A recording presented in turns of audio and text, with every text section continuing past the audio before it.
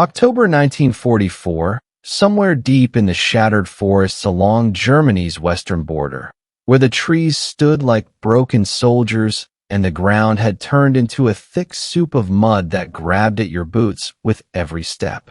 The rain came down in sheets, cold and relentless, the kind of rain that soaked through wool and leather and chilled you straight to the bone. For the German patrol moving cautiously along that narrow forest trail, rifles at the ready and eyes scanning every shadow between the trees, this was just another miserable day in a war that had long since lost any trace of glory. They moved with the practiced wariness of men who had survived this long by staying alert.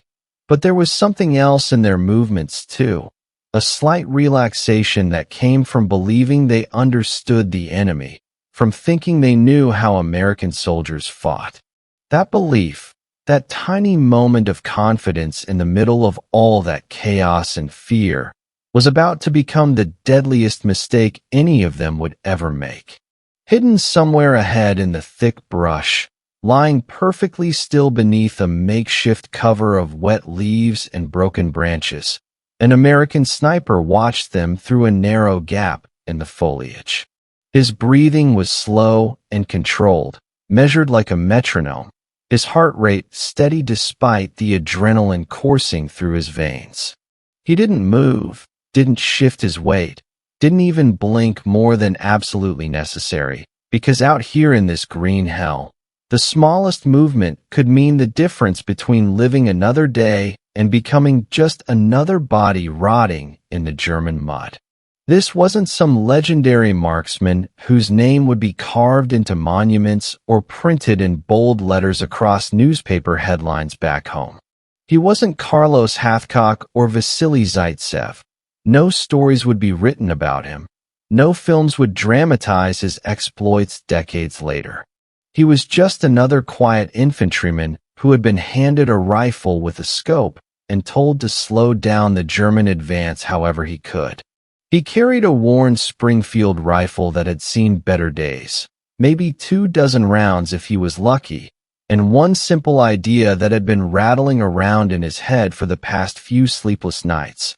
An idea so basic and unorthodox that if he had mentioned it to any officer, they probably would have laughed or told him to get some rest. But sometimes in war, especially in the desperate grinding chaos of late 1944, when both sides were exhausted and running on fumes, the simplest ideas turned out to be the most devastating. All he needed was a bootlace and a basic understanding of how fear works in the human mind, how it spreads like wildfire through a unit, how it turns experienced soldiers into nervous wrecks who jump at every sound and see enemies in every shadow. The Germans thought they had American snipers figured out after months of brutal fighting across France and into the German heartland. They had developed tactics and countermeasures based on hard-won experience, watching how American forces operated, noting their strengths and weaknesses. In their minds, American snipers were aggressive but impatient, skilled but reckless, effective in short bursts but easy to flush out with sustained pressure, a few well-placed grenades, and aggressive flanking maneuvers. This assessment wasn't completely wrong either. Many American units did fight with a certain boldness that came from confidence in their superior numbers and firepower, pushing forward fast and hard through the French countryside, taking ground quickly even if it sometimes meant taking heavy casualties. But this particular sniper was different, shaped by experiences that had taught him lessons most soldiers never lived long enough to learn. He had watched too many brave men die because they moved too fast or revealed their position too early or underestimated an enemy who was desperate and dangerous. Speed got you killed out here, that much he knew for certain. Patience mixed with genuine fear and the kind of desperate creativity that only comes when survival is the only thing that matters. That was what kept you breathing for one more day, one more week, maybe even long enough to see home again. Before we go any further into this story, If you love deep dives into the forgotten moments of World War II, the stories that never made it into the history books, but reveal the true nature of combat, hit that subscribe button because WW2 Vault exists to bring you these incredible true tales of courage, ingenuity, and survival. And trust me when I say this story is about to get a whole lot darker and stranger than you might expect. What the German patrol moving through that forest didn't know, what they couldn't possibly have known, was that this American sniper had been watching them for hours before he ever considered pulling a trigger. He had been there since before dawn, lying in the cold mud, studying their patterns with the focused intensity of a predator. He counted their steps, memorized the rhythm of their movements, noted who walked point and who brought up the rear, listened to fragments of their conversations drifting through the trees on the damp morning air. Most importantly, he had noticed something that the average soldier would have overlooked completely, a small behavioral pattern that seemed insignificant on its own, but revealed everything about how these particular Germans responded to danger. Every single time a rifle shot rang out anywhere in the general area, whether it was a stray shot from another skirmish or a hunter foolish enough to be in these woods, or even just a tree branch snapping with a sound that resembled gunfire, the Germans reacted in exactly the same way, like clockwork, like a trained reflex they couldn't control. First came the freeze, that split second of absolute stillness when every man stopped moving and held his breath. Then came the spray of return fire, bullets raking through the forest toward the source of the sound, muzzle flashes lighting up the gloom as they emptied half a magazine into the trees. After that came the tense silence, everyone listening hard for any follow-up shots or sounds of movement. Finally came the slow, cautious advance toward where they thought the shooter was hiding, rifles up and fingers on triggers, moving as a coordinated unit to overwhelm what they assumed was a single enemy position. They assumed one shooter because one shot usually meant one rifle, which meant one man. They assumed a man behind that trigger, a soldier who would fight or flee or die. They assumed they could overwhelm a single enemy with superior numbers and concentrated firepower, a tactic that had worked countless times before against other Allied snipers. That assumption, that fundamental miscalculation about what they were actually facing, was going to cost them more lives over the next 3 days than anyone on either side could have possibly predicted. The American sniper reached into his pack and pulled out a bootlace. Nothing fancy, just the standard olive drab cord that had been laced through his combat boots since basic training. He tied one end carefully to the trigger of his primary rifle, double-checking the knot to make sure it wouldn't slip at the crucial moment, then stretched the cord back through the brush, weaving it between branches and around small saplings, making sure it had just enough tension to pull the trigger, but not so much that it would fire prematurely. He fixed the other end around a small, flexible branch positioned at about waist height, where a man moving through the undergrowth would likely brush against it. The setup was beautifully simple, almost elegant in its crude effectiveness. Anyone disturbing that branch would pull the cord, which would pull the trigger, which would fire the rifle, and whoever was in front of that muzzle was going to have a very bad day. Then came the hard part, the part that required nerves of steel and absolute trust in his own plan.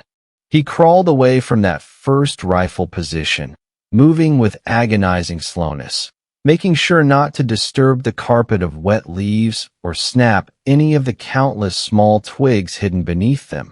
Any sound could give him away and ruin everything. He crawled for what felt like an eternity, ignoring the cold water seeping into his uniform, ignoring the way his muscles screamed in protest at the awkward position, focusing only on silence and invisibility.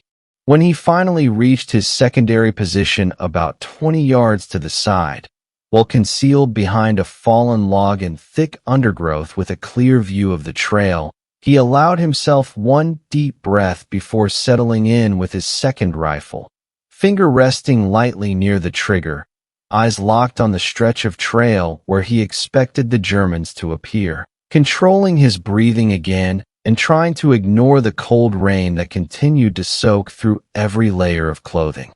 The waiting was always the hardest part. That's what every sniper learned eventually. The shooting itself took only a second. One squeeze of the trigger, one controlled exhalation, one round sent down range. But the waiting before that moment could stretch on for hours or even days. Hours spent lying in your own filth, fighting off sleep and hunger, and the voice in your head that whispered about all the things that could go wrong. He waited while the rain pattered on leaves above him, waited while water dripped down the back of his neck, waited while his legs went numb and his hands grew stiff with cold, waited until finally the German patrol stepped into view, moving with that same cautious confidence, rifles ready, but not quite ready enough, eyes scanning the forest, but not quite seeing what was right in front of them. The American sniper took his time, letting them come deeper into his killing zone, waiting for the perfect moment when several targets were visible and escape routes were limited. Then he fired once, one clean shot that cracked through the morning air like a breaking branch, and one German soldier dropped hard, hitting the ground before his brain could even register what had happened. The reaction was immediate and exactly what the sniper had predicted. Panic rippled through the German patrol like electricity, men shouting in confused German, orders being barked by an NCO, trying to maintain control, and then came the return fire, a storm of bullets tearing through leaves and bark, sending splinters and wood chips flying in every direction, tracers drawing bright lines through the gloom. But the sniper was already gone from that position in every way that mattered, pressed flat behind his log with his head down while bullets cracked overhead. And more importantly, he was watching from a completely different angle, observing the chaos he had created with a mixture of professional satisfaction and grim awareness of what had to come next. The Germans advanced down the trail exactly as he had expected, moving in a tactical formation that would have been impressive under different circumstances, covering each other's movements, communicating with hand signals, doing everything right according to their training. They were heading straight toward where they thought the shooter was hiding, toward that first rifle position with the boot lace stretched tight and waiting. One German soldier, probably a younger one given the way he moved with slightly less caution than the veterans, brushed past the branch. The boot lace pulled tight, the trigger squeezed back, and the rifle fired automatically with a crack that sounded exactly like another sniper taking a shot. Another German soldier, this one standing almost directly in front of the muzzle, dropped dead instantly, killed by a ghost, killed by a trap, killed by an idea that shouldn't have worked but did. The Germans stopped cold, every man freezing in place, their heads whipping around trying to understand what had just happened. 2 shots, 2 completely different directions, 2 kills. Their minds raced through the possibilities and arrived at the only conclusion that made sense given the evidence they had just witnessed. 2 shooters. Maybe more. They weren't facing one lone American sniper anymore. In their minds, they were facing a coordinated sniper team working in perfect unison, or maybe even a whole specialist unit that had been deployed specifically to this stretch of forest to slow them down and pick them apart man by man. Fear is a strange thing in combat. It doesn't need facts or evidence or proof. It just needs a seed of doubt, and then it grows wild, feeding on confusion and exhaustion and the instinct for self-preservation that lives in every human heart. By the time darkness fell that first night, confusion had spread through the German ranks like a disease, whispered conversations in foxholes and command posts about what was happening in that cursed stretch of forest that seemed to swallow men whole. German officers tried to make sense of the reports coming back from their patrols, reports that didn't match up, that seemed almost impossible, stories about shooters appearing and disappearing, about shots coming from multiple directions, about men dying without anyone seeing the enemy. Some officers, the experienced ones who had seen enough of this war to know that reality could be stranger than fiction, started quietly talking about specialized American sniper teams, maybe even a whole platoon of elite marksmen sent in to create maximum disruption behind German lines. They called for artillery support, desperate to saturate the area with high explosive shells and eliminate whatever was hiding in those trees. But the terrain made conventional artillery almost useless. All those trees absorbed blast waves and fragmentation. And besides, the Americans were positioned too close to their own friendly lines for the Germans to risk shelling everything without killing their own men in the process. So there was no choice but to send more patrols forward the next morning. Men who had barely slept, who were soaked to the bone from a night spent in wet foxholes, who were nervous as hell because everyone had heard the stories by now. And that's when the real nightmare began, when fear stopped being just a feeling and became a tactical weapon more effective than any machine gun or artillery piece. The American sniper repeated his trick throughout the entire second day, but with variations and improvements, learning from each iteration, adapting to how the Germans adapted to him. He shifted positions constantly, never staying in the same spot for more than an hour, always moving parallel to the German advance, but never directly away from it, maintaining contact while staying just out of reach. He reset rifles in new locations using the same bootlace technique, but with different triggers, sometimes tying the cord to a fallen log position just right so that anyone stepping over it would activate the trap, sometimes to a sapling bent just enough that releasing it would snap the cord tight and fire the weapon, sometimes to exposed roots that would pull the line when stepped on by an unwary boot. Every shot that rang out, whether fired by his hand or by his traps, drew immediate return fire away from his actual position. Hundreds of rounds wasted shooting at empty forest while he watched from safety and planned his next move. Every mistake the Germans made, every time they bunched up or moved predictably or forgot to check their flanks, bought him more precious seconds to reposition and prepare the next deadly surprise. He barely slept during those 3 days, maybe catching 20-minute intervals of light, dozing while the Germans regrouped, or while rain fell hard enough to mask any small sounds he might make. He barely ate, just some crackers and cold rations chewed slowly while he watched the trails.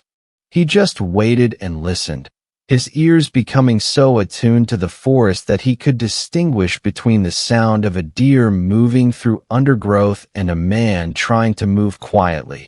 And he killed when the moment presented itself, when the geometry of the situation gave him a clean shot and a clear escape route. By the end of the second day, something had fundamentally broken in the German units assigned to this sector. They flatly refused to move through that particular stretch of forest without massive covering fire from machine guns and mortars, and even then they hesitated, NCOs and junior officers arguing openly with their commanders about whether any objective was worth dying for in this hellish place, where death came from nowhere and everywhere simultaneously. Soldiers swore on their lives, with absolute conviction, that they were completely surrounded by hidden shooters, that the Americans had somehow infiltrated deep behind German lines and set up positions in a complete perimeter. Some claimed they had heard shots coming from what should have been safe rear areas, as if the enemy had ghost soldiers who could materialize anywhere and strike without warning. Others insisted that the Americans had seeded the entire forest with remotely triggered rifles, some kind of elaborate mechanical killing field designed by engineers and set up over days or weeks specifically to trap them. Though how the Americans would have accomplished this without being detected was a question nobody could answer. Fear spreads faster than any bullet ever fired from any rifle. That's a truth that every combat veteran knows. Fear makes even the best trained soldiers sloppy, makes them bunch up when they should spread out, makes them fire at shadows and waste ammunition, makes them stop thinking tactically and start thinking only about survival.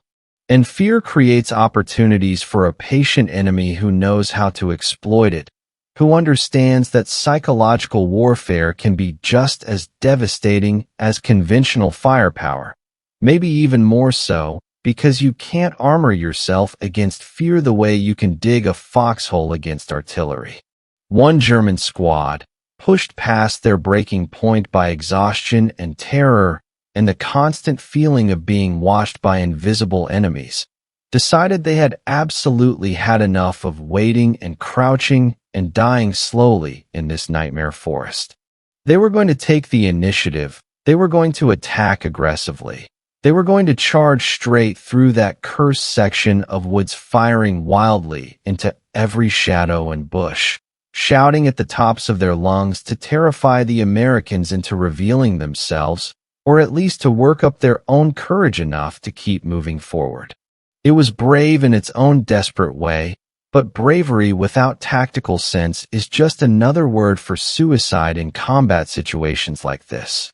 The American sniper, watching this charge develop from his concealed position, made an instant tactical decision that showed both his remarkable patience and his ruthless understanding of how to maximize damage. He didn't fire a single shot as they ran past his position, didn't give in to the temptation to drop one or two of them while they were exposed and vulnerable. He just waited, absolutely motionless, barely breathing, letting them pass within 30 feet of where he lay hidden, close enough that he could see the fear in their eyes and hear their labored breathing and smell the mix of sweat and cordite that clung to their uniforms. He waited until they had moved past him, until they were deeper in the woods with their backs turned and their attention focused forward on threats they imagined were ahead of them. And then he calmly aimed at their exposed backs and dropped 2 men with precise shots before melting back into the undergrowth like smoke. The confusion this created was even more devastating than the casualties themselves, because now the survivors had to process the fact that they had somehow run past the enemy, that the threat they had been charging toward wasn't ahead of them at all but behind them, which meant they had no idea where safety was or which direction to run. They panicked completely, spinning around and firing wildly back the way they had come, wasting more ammunition on empty forest. And then, as if the situation couldn't possibly get worse for these poor terrified soldiers, another bootlace trap triggered somewhere in the chaos, another rifle firing automatically, and a third man went down screaming. The remaining members of that squad broke entirely, discipline and training and unit cohesion dissolving in an instant as pure survival instinct took over. They ran blindly through the trees, not even trying to maintain formation or cover each other, just running for their lives, crashing through undergrowth and splashing through mud. And they didn't stop running until they burst back into their own lines where their comrades stared at them with a mixture of pity and horror, seeing in their wild eyes and panicked gasping what awaited anyone foolish enough to enter that section of forest. By the time the sun came up on the 3rd day, the situation had deteriorated to the point where it could no longer be ignored or explained away by officers who didn't want to admit they had lost control of their sector. The death toll had become absolutely staggering, numbers that seemed impossible for a single sniper or even a small team to inflict, numbers that suggested either a much larger enemy force or something else, something that didn't quite fit any conventional military scenario, but was undeniably real.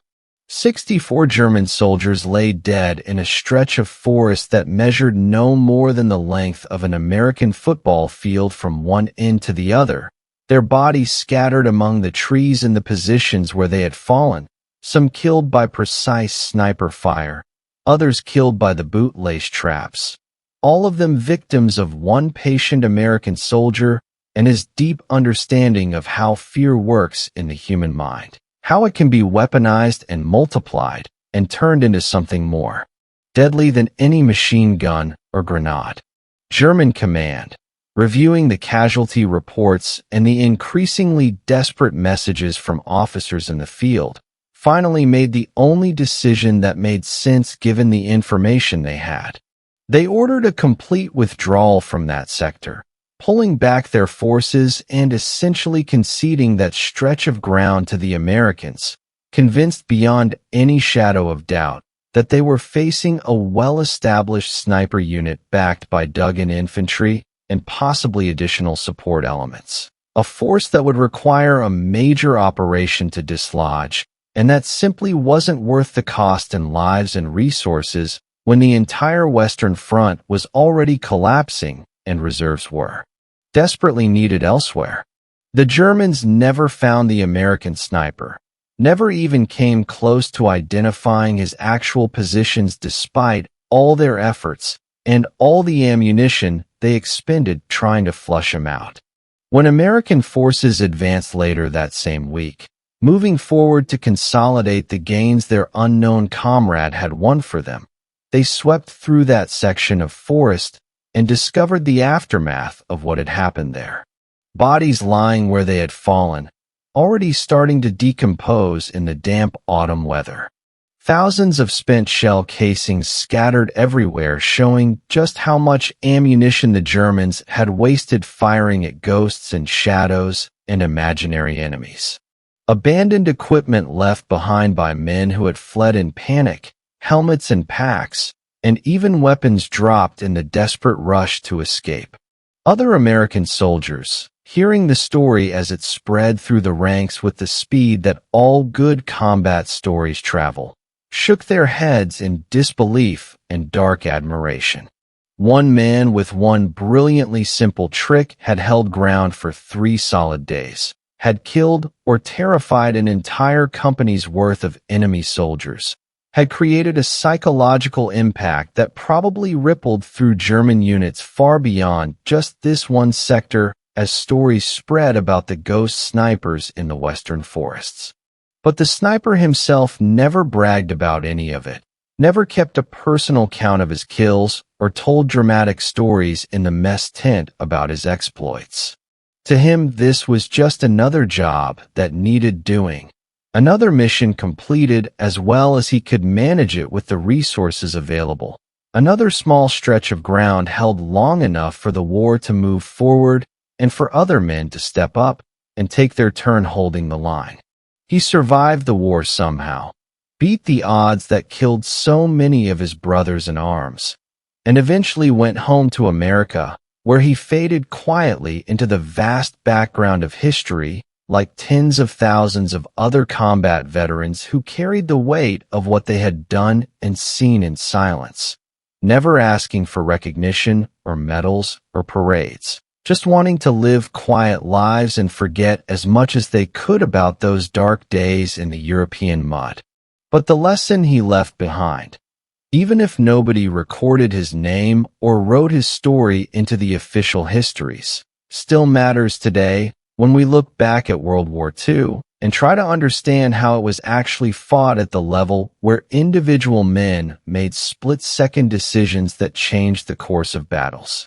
Victory in that war didn't always come from having bigger guns or more men or better tanks or superior air support, though all those things certainly helped and won many battles.